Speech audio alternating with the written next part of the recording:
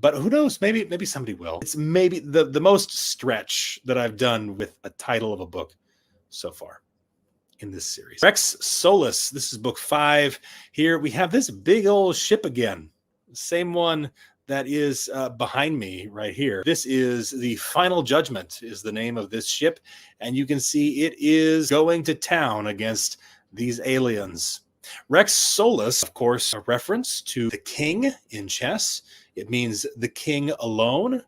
This is a situation where in chess, you would have only your king against the enemy. And this is relevant to the story at hand. There is a character in Scions of Oth who is an emperor, a space emperor of sorts, who wants to conquer the entire conglomerate, all of human space, all of humanity. And he winds up, through his quest to attain power,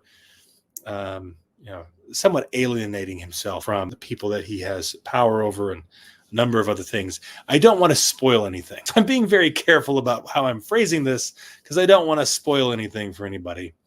But Rex Solus is a reference to him because he is really at this point sort of standing alone. He has some folks who are loyal to him on his side, but for the most part, he is going his own way, no matter the cost. Then we have Endgame, not to be confused with Marvel. Endgame is also a chess reference. It refers to literally a certain turning point in the game where checkmate becomes much more likely, much more inevitable, and it usually has to do with the loss of a certain number of pieces. There's not necessarily a fine line all the time that determines this is when the end game starts or not. But in this context, it is referring to, as we can see here, we have a rook and we have a bishop. We have a whole bunch of these alien ships, and the rook and the bishop are clearly not having a good day. As far as covers go, I do really like this one, being able to see the two pieces, and there actually is, this artwork extends out this way, and there's actually more ships that are off, which would essentially be on the back cover if this were a print book. And there will be a print version of this book eventually. So that will be made available in the near future.